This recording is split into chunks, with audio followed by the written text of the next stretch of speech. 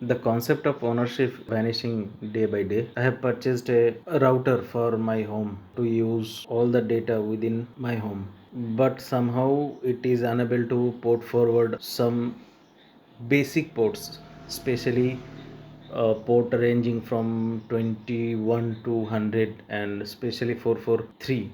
So the router is becoming useless for me, but as I understand, I can modify those codes and start using that router.